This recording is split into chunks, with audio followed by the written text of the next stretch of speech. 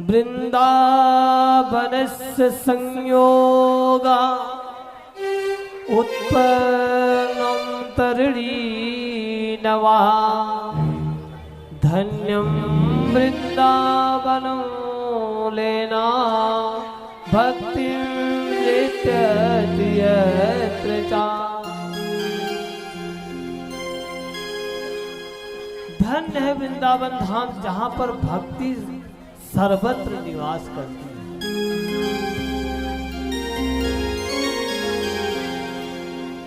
लेकिन ज्ञान और वैराग्य दोनों को कोई ग्राहक नहीं है।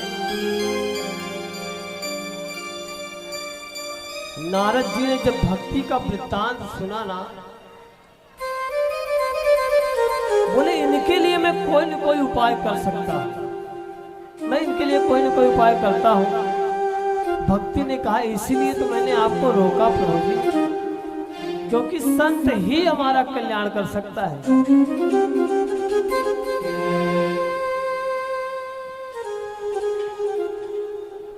अब संत जी नारद जी ने क्या किया, ज्ञान वैराग को सोचे कि मैं अचेत चेतना ला दूंगा जो अचेत वहां पर विराजमान है। बड़े बड़े मंत्रों का उच्चारण करना, नमः शंभुवाय नमः भवाय नमः शंकराय महेश्वराय नमः शिवाय शिवतर, अनेक प्रकार का वेदोच्चारण करने लगे।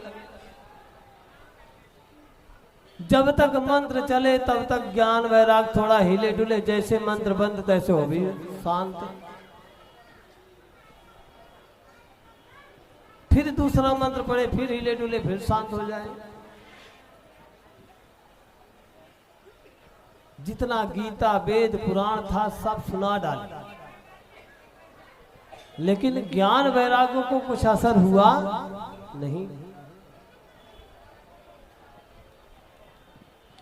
जब असर नहीं हुआ तब नारद जी बड़े चिंता में आ गए कि आखिर इनको मैं कैसे चेतना लाऊं।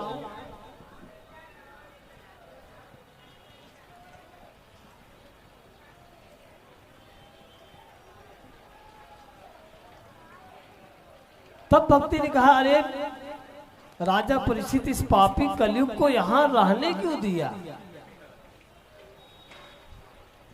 अगर कलयुग यहां नहीं होता तो शायद इस प्रकार की घटना हमारे साथ में नहीं होती। उसके आते ही सब वस्तुओं का सार पता नहीं कहां चला गया। नारद जी मेरा जो संदेह है ना उसको आप दूर करिए, कोई न कोई युक्ति प्रयुक्ति आप लगाइए। नारद जी ने कहा कि यद फलम नास्ति तपसा ना योगेन समाधिना तत्फलं लभते सम्यक् कलव के सौ कीर्तनम।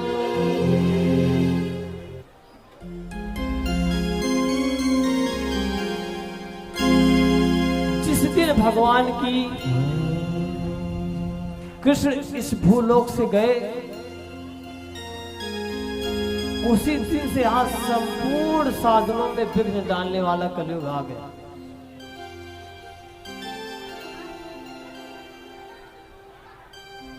जब राजा परीक्षित ने की दृष्टि कलयुग पर पड़ी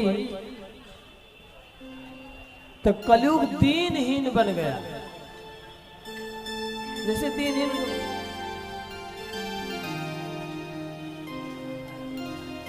और राजा परीक्षित से शरण मांगने लगा, बोले भाई आपका पूरा साम्राज्य में रहूं कहां, आप कृपा करके हमारे लिए भी कोई शरण दीजिए। कलयुग खराब नहीं है,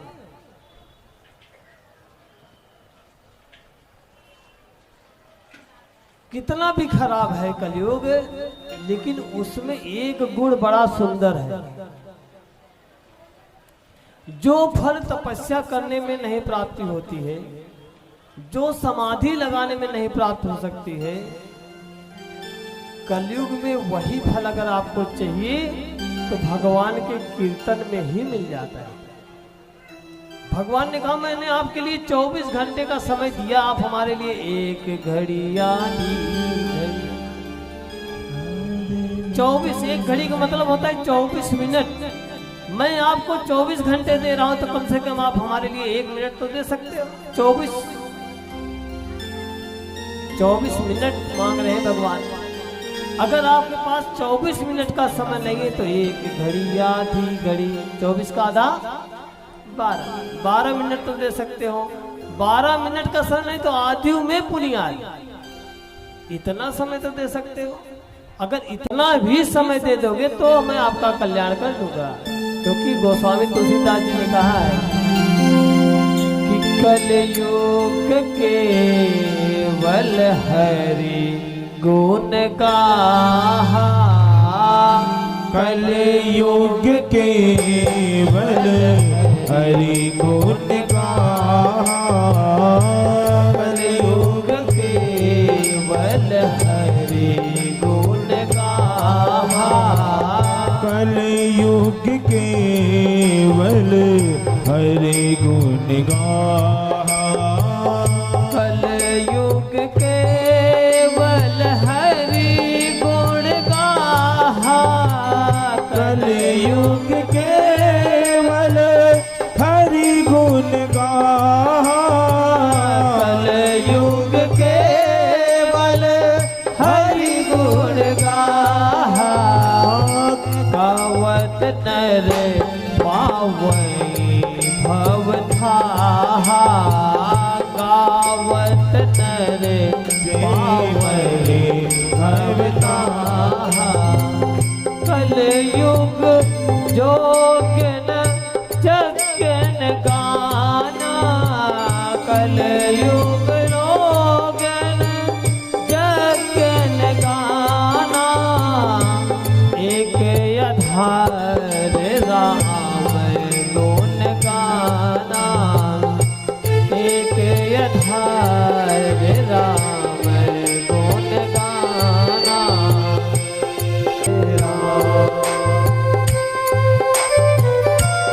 हरि बोल।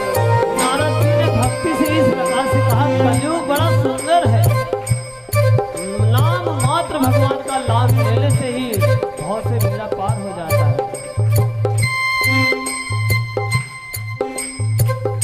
तो भक्ति ने कहा, अरे नारद जी,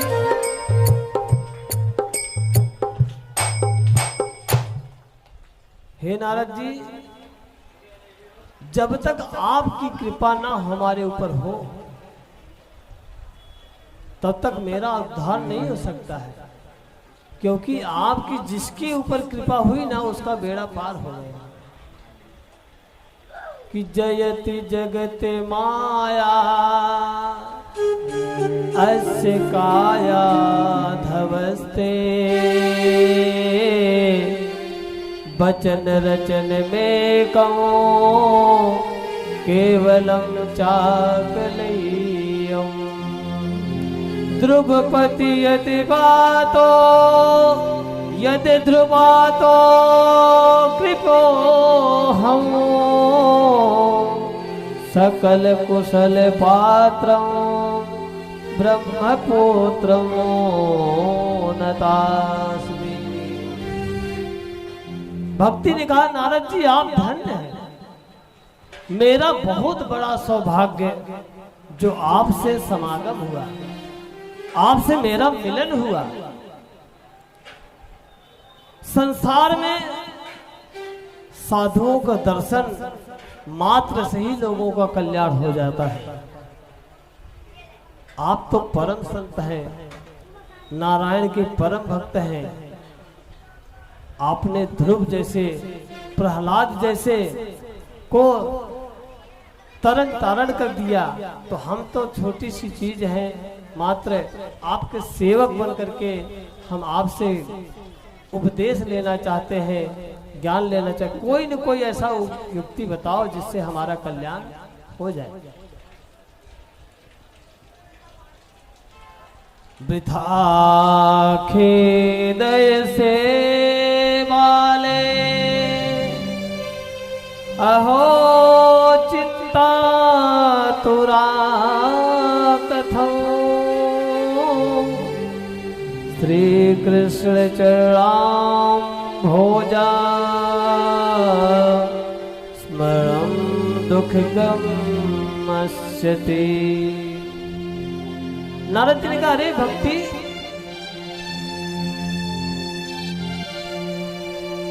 अरे तुम तो भगवान की प्रियतमा हो ना, तुम्हारे कारण भगवान तो दीनहीन के घर में भी चले जाते हैं।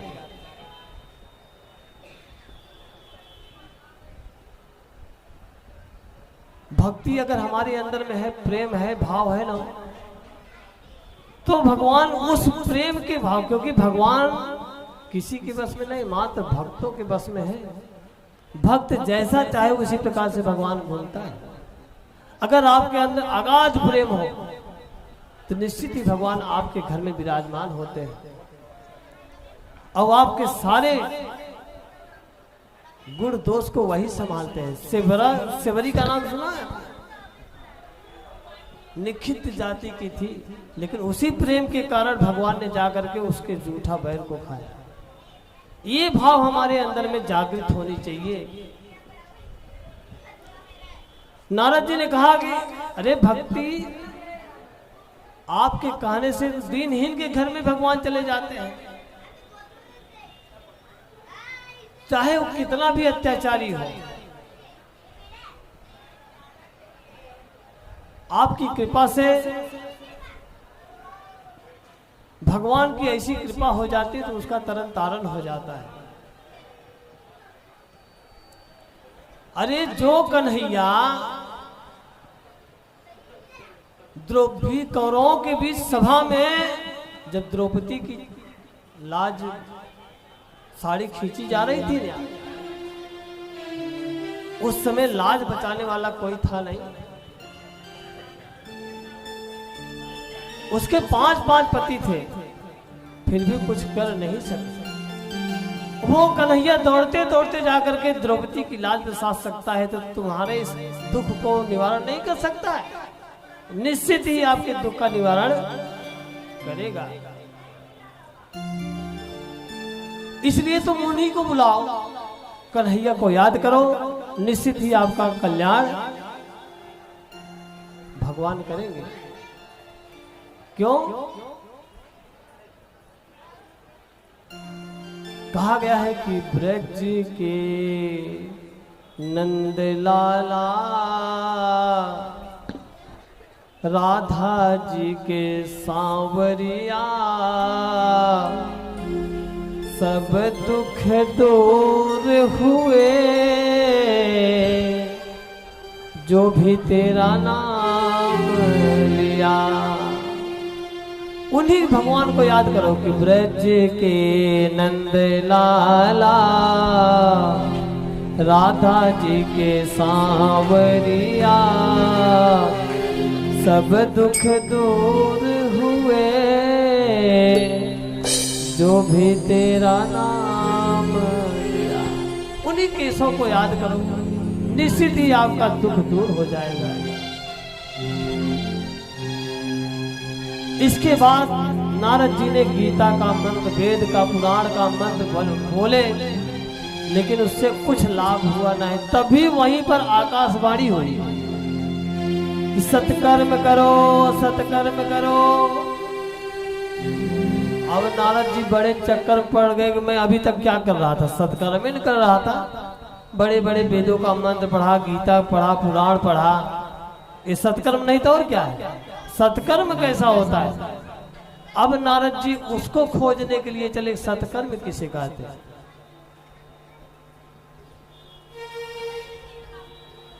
नारद जी बड़े बड़े महाराज के पास गए, बड़े बड़े संत महात्मा गए और कहने लगे कि सत्कर्म क्या है,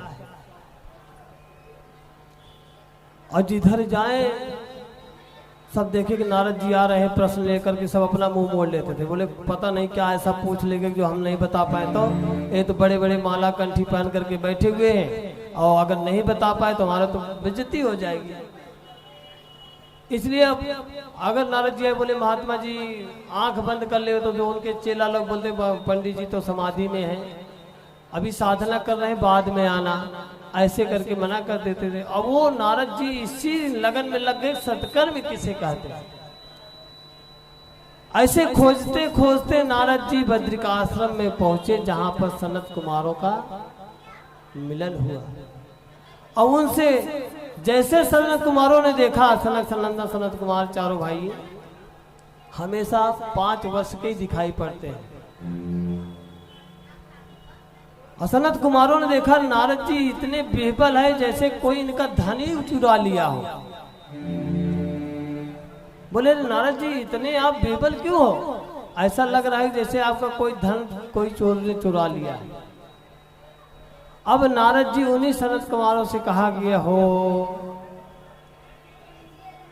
अरे प्रभु जी मैं इसलिए यहाँ पर आया हूँ, आप सबसे पूछते लेकिन कोई हमारे प्रश्नों का जवाब नहीं दे रहा है। सत्कर्म किसे कहते हैं? मैंने अपना पूरा वृत्तांत जो है सनत कुमारों को बताया कि इस प्रकार से हमारे साथ घटना हुई। मैं ज्ञान वैराग्य को चेत लाने के लिए अनेक प्रकार का प्रयत्न किए कि चेतना उनके अंदर में आ जाए, लेकिन कोई वेद पुराण काम नहीं किया। और आकाशवाणी ने कहा सत्कर्म करो, सत्कर्म में अभी तक तो सत्कर्म ही कर रहा था, इससे बड़ा कौन सा सत्कर्म है? प्रभु जी आप ही बताइए। सनत कुमारों ने कहा हो नारद धन्योसी प्रीतिस्ते महिनीश्चला ना कदाचित मुंचामि चित्ते धास्यामि सर्वदा।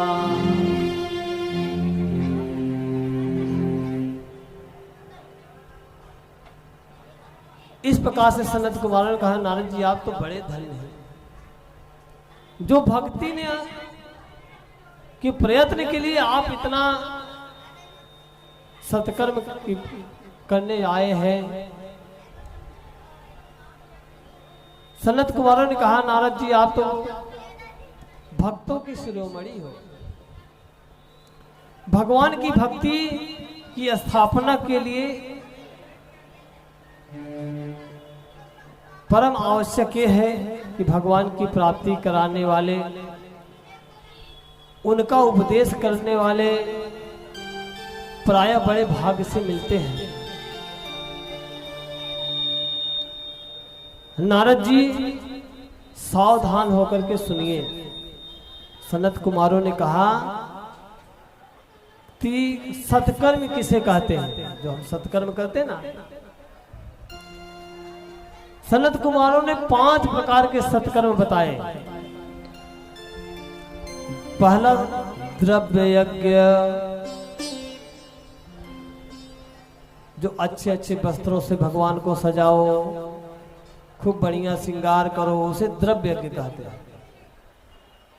तप यज्ञ,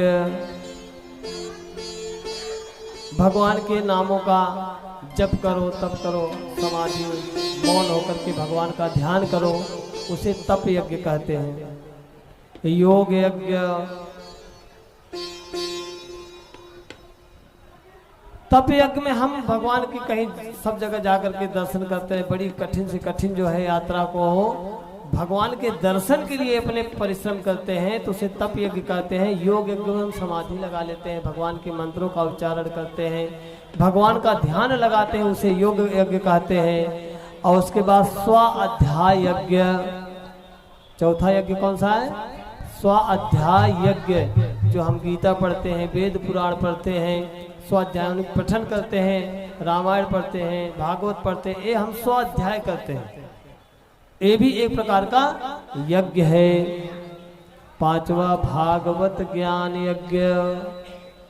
भागवत ज्ञान यज्ञ को सनत कुमारों ने कहा कि सत्कर्म का सूचक माना गया है। यही सबसे बड़ा सत्कर्म है। भागवत यज्ञ करो, भागवत ज्ञान यज्ञ पारायण जिसका सुखदेव जी महाराज ने किया है, जिनके शब्द सुनने मात्र से ही लोगों का कल्याण हो जाता है। हर शब्द में भगवान कृष्ण का निवास स्थान है। ये भागवत कोई पुस्तक नहीं है, ये भगवान की वांगमयी मूर्ति है। इसको पुस्तक मानना नहीं कभी, ऐसा समझना चाहिए भगवान कृष्ण साक्षात मेरे सामने विराजमान है, हम उनका दर्शन कर रहे हैं।